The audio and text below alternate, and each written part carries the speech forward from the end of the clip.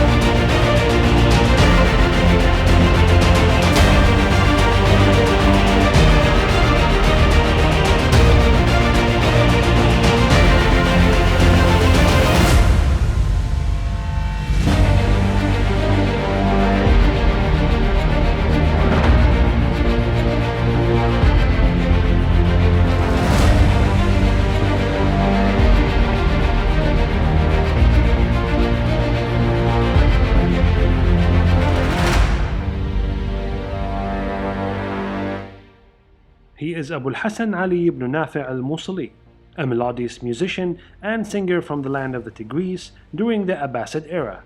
He lived during the reign of the Abbasid Caliph Harun al-Rashid. He made significant and prominent contributions to Arabic and Eastern music. He was nicknamed Zryaab due to the sweetness of his voice, the eloquence of his tongue, and the dark color of his skin. It is the name of a black bird with a sweet voice, a multi-talented musical genius, and an innovator in the art of etiquette. He learned from the artist Ishaq al-Musili, who had the school of singing and music in the Abbasid capital and was the favorite musician of Caliph Harun al-Rashid. Zryaab learned under this great musician and became a great artist. Ibrahim al-Musili wanted to present Zryaab to Caliph Harun al-Rashid, so he took him to sing in front of the Caliph. Zryaab's performance that night was brilliant, showcasing skills he had hidden from his teachers Ishaq. At this moment, Ishaq realized that Zryaab would soon surpass him, and jealousy overcame him. At the same time, he forced Zryaab to leave Baghdad.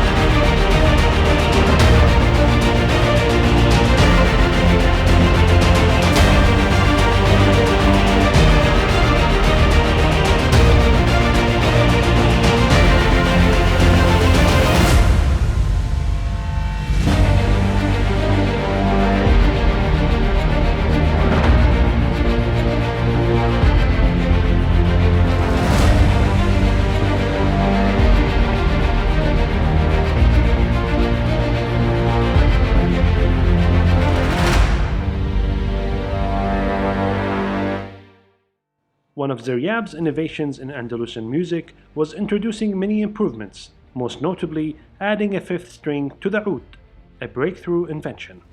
He saw it as necessary to complete the range of tones and sounds that came from the oud and to increase freedom in performing vocal pieces and different melodies. He changed the rough wooden plectrum that harmed the strings and replaced it with an eagle feather plectrum, which was softer, cleaner, and easier on the fingers and preserved the string's integrity for much longer. Zeryaab also added new musical modes that were not known before. In addition to that, he invented a method of opening songs with voices instead of musical tunes.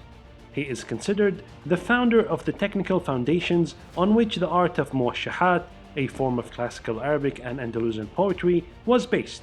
Zeryaab continued to develop the field of music until the end of his life. He didn't just excel in the artistic and musical realm, but left a clear mark on social life and daily costumes, laying the foundation for a refined and advanced society.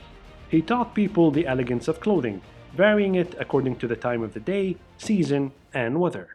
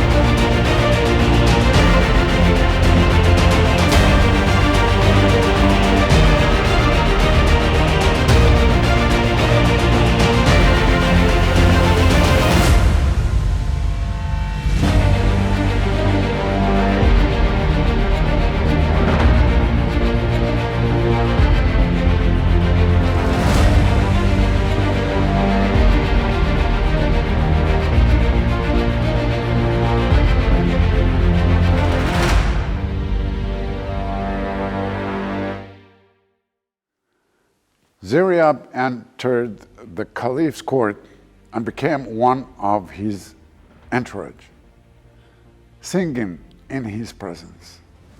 When the Caliph heard him, he was captivated. As he sat with him, he was greatly impressed by Zeryaab's personality. Not only did he discover a talented singer and skilled musician, but he found a musical encyclopedia in him.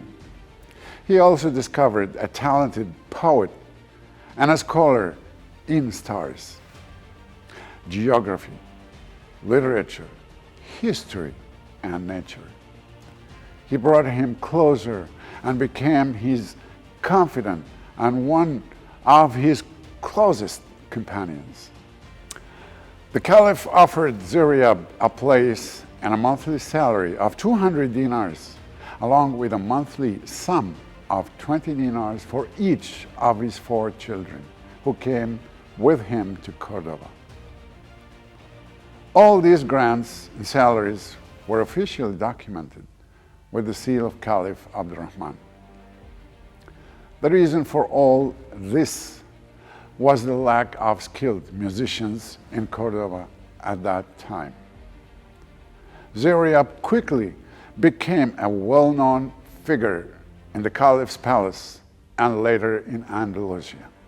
He was called Al-Qurtubi because he began his activity in the city of Cordoba, where he established a school of singing and music, considered the first school for teaching music and singing, their methods and rules.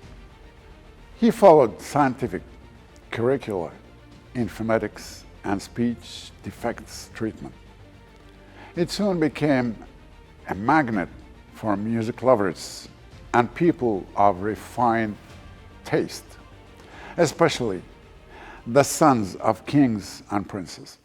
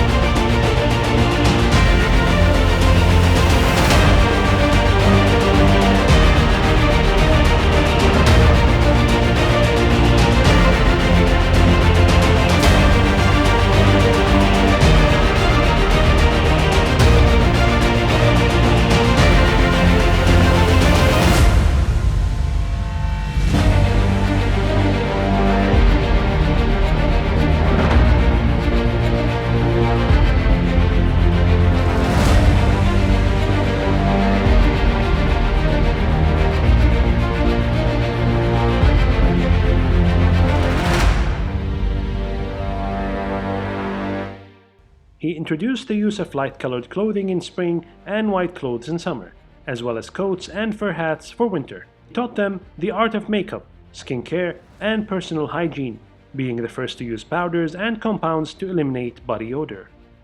He also introduced different haircuts and hairstyles for both genders that Andalusians had never seen before. He initially applied these styles to himself and his family, and later the people of Andalusia admired them for their elegance. Even food and table manners were not spared from his magical and creative touch. He taught people how to prepare an elegant dining table and organize it, using glass cups and plates instead of metal ones because they were more elegant and easier to clean. He was the first to create a system for dividing meals at the table, starting with soup, followed by the main course like meat or fish, and ending with fruits and nuts.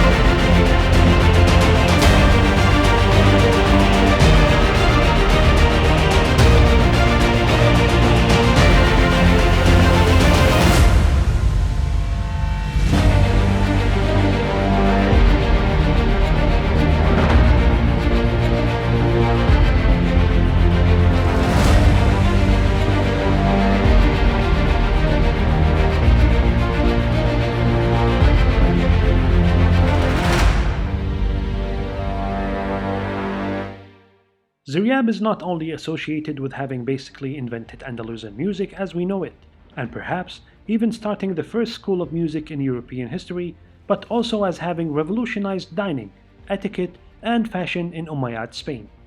He is one of the most fascinating figures in the early Islamic world, and one of the most famous musicians of all time. His life was generally divided into two periods or phases. The first one in Baghdad, where he grew up and was given his training in music and became a very prominent musician in those circles. And then the second phase, in which he instead traveled westward, and there are different accounts of why he decided to leave Baghdad. In the most popular and widely told version, it is said that because Zeryaab was becoming such a talented musician and impressing the Caliph to such a major degree, his master Ishaq al-Musalli became so jealous that he gave him an ultimatum: leave Baghdad and never return, to which Zeryaab of course decided to leave. There's another account which comes from the earliest sources which claimed that Zeryaab was the court musician to Harun al-Rashid's successor Al-Amin until the time of the great civil war between him and his brother Al-Ma'mun. Zeryaab essentially found himself without a job, so he essentially left for better opportunities elsewhere. He went westward, first to Syria. He stayed for a few years, but then even further to Tunisia, and eventually all the way to Andalusia in southern Spain, then ruled by the Umayyad dynasty. He had been invited to the Umayyad Emir al-Hakim to come to Cordoba, as he was a great lover of music himself.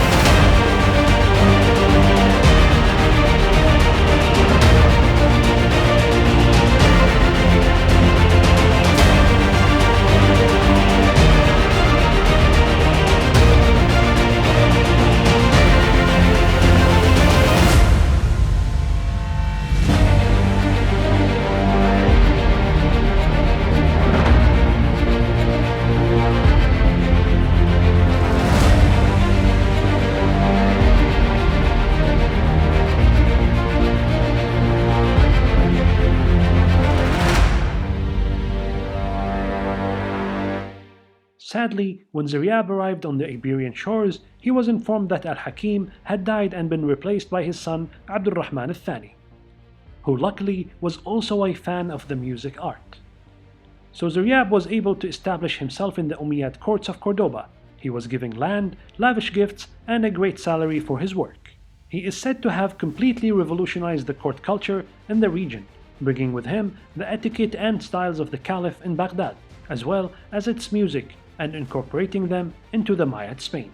He brought with him the oud, of course, which was his main instrument, and introduced it more firmly, which had wide-ranging consequences. It is indeed from the old and it spread into Europe that we see the eventual development of the European lute, which even later leads to things like the guitar. So it is possible that if it hadn't for Zeryaab popularizing the oud and its music in Spain, we might not have had things like the guitar today. Not only did he bring the instrument with him and popularize it to a greater extent, he's also said to have made a number of changes to it, including adding a fifth higher string.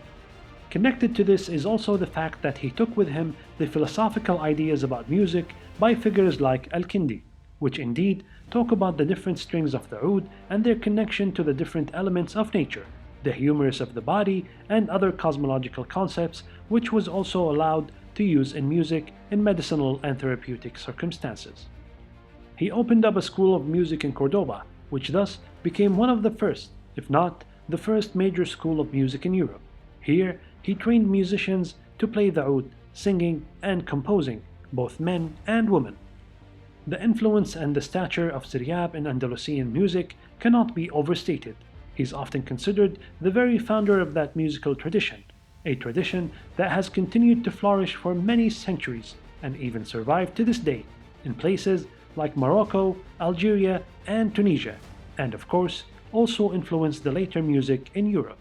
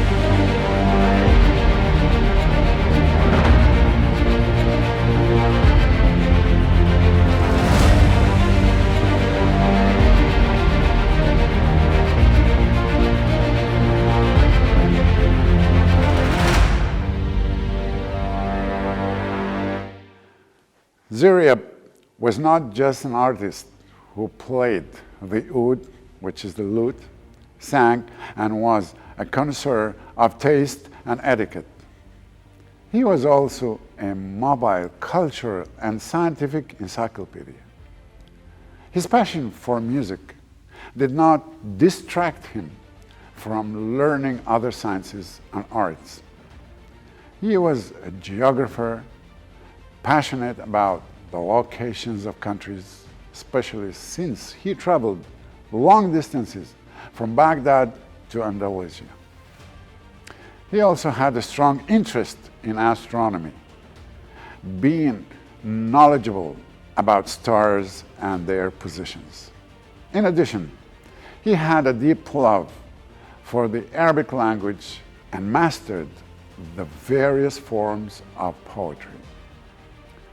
There's no doubt that Zryaab, who passed away in Cordoba in 845 CE, was one of the most prominent figures of the Abbasid civilization in Baghdad and the Umayyad civilization in Cordoba. He laid the foundations for singing that are still taught in institutes and music schools to this day. I hope you enjoyed our episode. We'll meet again with a new episode and a new personality. Until then, goodbye.